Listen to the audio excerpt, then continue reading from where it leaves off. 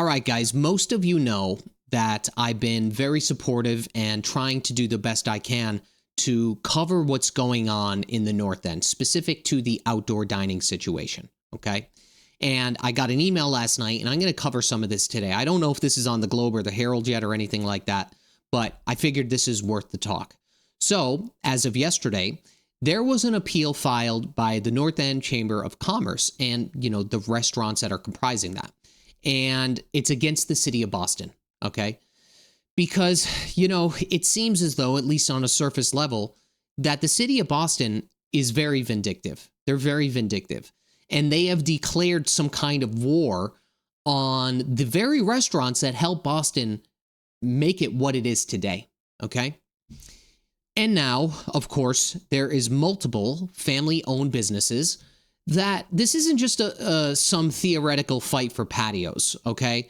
This is a fight for survival. This extends beyond just the patio situation because you do not want the city strong-arming other neighborhoods as well. And that's something that I think everybody's trying to avoid, all right? Every other neighborhood in Boston was provided the opportunity to offer outdoor dining, but for free.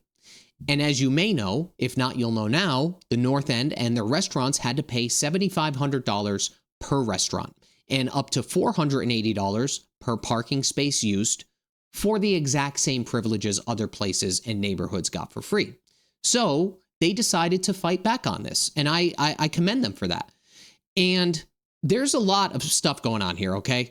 So from an internal email, somebody said, if you sue, we shut it down. That literally verbatim is what was said, which seems absolutely ridiculous to me because it's some crazy retaliation rhetoric that our so-called lawmakers made. So then what happened was when these restaurants filed their lawsuit, that's what happened, okay? They were banned in 23, 24, and now in 2025. The district court back in December, the ruling was back in December of 24. They did not give any precedence to what was said in that email. They claimed it was circumstantial. And I'm sitting here thinking to myself, circumstantial, it's a confession on paper followed by an action. Okay, that's what it is. That's my theory. It's a retaliation tactic. Okay, the city is very vindictive, and I think it's a core fact that the city is banking on us to forget. That's why I'm letting you know this. So here's how I want to frame this. Massachusetts law is clear, at least for collecting money. Any fees collected, it must benefit the payer and not like the city's coffers to some extent. And the principle is that fees collected by a city, municipality, whatever it may be, it must benefit the payer and not serve as some general revenue-raising mechanism. But it seems as though the exact opposite happened. The $7,500 impact fee that the North End had to pay ended up buying a $520,000 street sweeper, electric of course, back in 22. And that was used to clean every street in Boston, not just Hanover Street or the streets within the North End. Furthermore, the city's own very website brags that they spent over $660,000 on the North End, but over 75% of that was on this street sweeper, okay? The remainder went to items like sidewalk washing, which is a service, it's like an ancillary service that the city provides for free to every town anyway. So where did that money go? I don't know. The judge, I've talked about this guy before, Judge Sorkin, okay? He dismissed the case and he claimed that there was no proof it hit the general fund, meaning the money. But there was over 28,000 emails later back in November of 24 that say otherwise, and they allude to the fact that city planning had these intentions of using this money for whatever they seemed fit from the very start. So it was the circumstances of, the North End's money, but their piggy bank to some extent, to put it lightly. Now, why did the North End restaurants pay while, let's say, the South End, Back Bay, so on and so forth, they got to set up their tables? Why was there only bans in the North End? Now, the court dodged this by comparing neighborhoods, not necessarily businesses. They tried to say that the North End, it has a density problem, okay? The density, they were trying to justify it based on the density. But when you look at other neighborhoods like, let's say, Fenway or Chinatown, they are also very dense. So that doesn't necessarily make sense to me. I think the brief, which was filed yesterday, they put the nail in the coffin, and they said something along the lines of like, equal protection means equal business, not some levels of geographic excuses. Okay, that's what was said. And, you know, these are restaurants we're talking about here. They have the same licenses, the same type of business model, and the North End has been singled out with no real rational basis. At least I don't think so. And by the way, this is the same judge that once ruled in another case in 2013. It was Brockton Power versus the city of Brockton, that specific allegations of unfair treatment survive dismissal. That's not what happened here. The same judge is applying a different standard on this case. At least that's the way it seems. Then the court had a 33-page dismissal that they did not mention in the 2024 ban or even the 2025 one, even after the lawsuit. And the city didn't just stop the outdoor dining.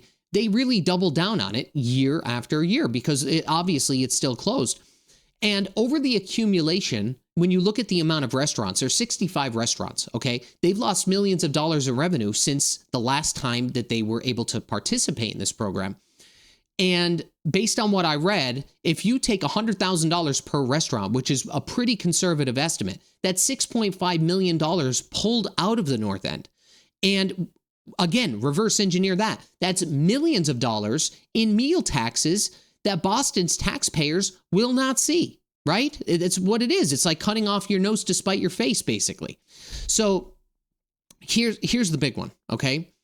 The state of Massachusetts, they ended up extending the COVID-19 Relief Law Act, okay? They extended this, and they let every restaurant keep outdoor dining through April 1st of 2024. So in turn, when you think about it, Boston had no right to ban one neighborhood while letting others thrive, okay? It's not fair, and it's something that this judge, he completely ignored this, totally brushed this off, so it seems. Then what happened is there was public records that were recording a lot of this. Apparently, those records were delayed for up to 18 months, and they were basically dumped, okay, with no logs. And the guy that promised them, his name is Sean Williams, he is the head of public records. This guy literally vanished midway through the process, vanished. And the judge ended up dismissing the case because he claimed it was too complex of a case and it was too long of a case, okay? Which again, sounds absolutely ridiculous. So they filed an appeal yesterday, which was March 24th, 2025, okay? And hopefully this will provide at least some levels of a lifeline and a chance for the city to right the things that they did wrong. Now, I will tell you, I don't know if you've noticed this trend. I'll talk a little bit more here. I don't know if you've noticed this trend, but the state of Massachusetts and bigger cities like Boston, it seems as though when they pass, laws or policy or whatever, or bills, whatever it may be, it always is catering to a smaller portion of people, okay? And it doesn't necessarily reflect what the majority of people may want. And that has been happening for quite some time here. So what I mean is, it seems as though there is a lot of influence that is, and I don't know where it's coming from. Let me just be upfront with this. I do not know where this influence is coming from. But what's happening is a lot of these lawmakers are kind of just standing there patting each other on the back, and they are really doing what I believe to be a disservice to the majority of people and extraordinary service to the exact opposite, okay? That's what I think is happening here. And it's really unfortunate to see something like this happen because, as I said a little bit earlier in the video, I just want to touch on this. What happens here is whenever you let a governing body or officials or whatever it may be, whenever you don't fight these things, what happens is history tends to repeat itself. And it may not happen in the North End, but guess what? It may happen somewhere else in the future, okay?